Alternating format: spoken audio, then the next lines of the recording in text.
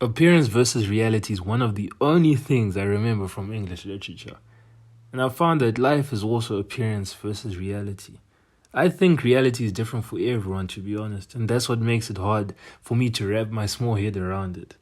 What I do know is that we often get caught up and attached to how things appear right now. We run to conclusions that if we waited and found out, we would ultimately see were false. But then by that point, when we find out, the damage would already be done, whether it be emotionally, physically, or spiritually. My friend Banks reminded me of this parable. In this parable, there was a Chinese farmer. One day, his son didn't lock the gate of the stable, and their only horse ran away. When their neighbors heard of this news, they went to them and they said, "What a sadness this is. Your son has failed you." The farmer replied, "Maybe he did, maybe he didn't. I don't know." The next day, that missing horse returned to the stable, bringing along 6 other horses. The farmers unlocked the gates. Now they had 7 horses. So they went from 0 horses to 7 horses.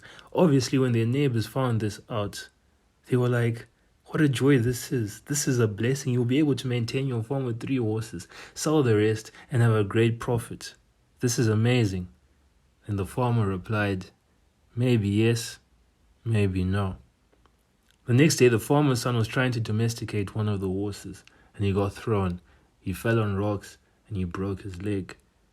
When the neighbors heard this, they said, "What a sadness. You won't be able to count on your son's help. How will you cope?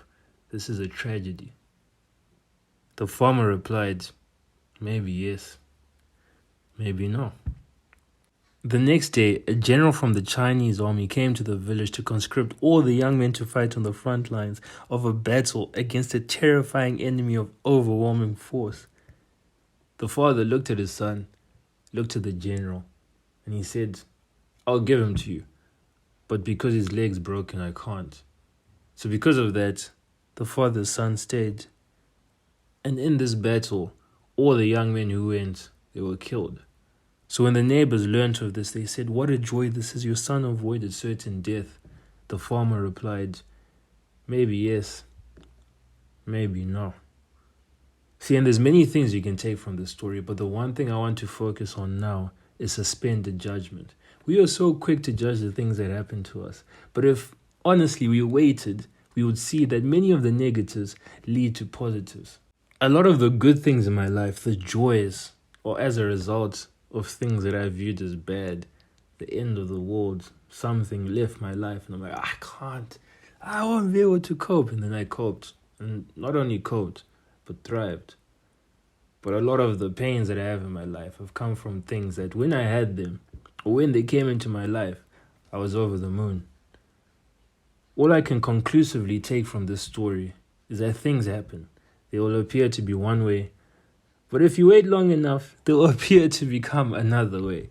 So how I see it is, if things always fluctuate in how they appear, I think it's best that we suspend our judgment. We don't become quick to jump to conclusions, quick to say this is bad, this is good, this is however, but we just say, it may be good, it may be bad, but then we work with what we can see.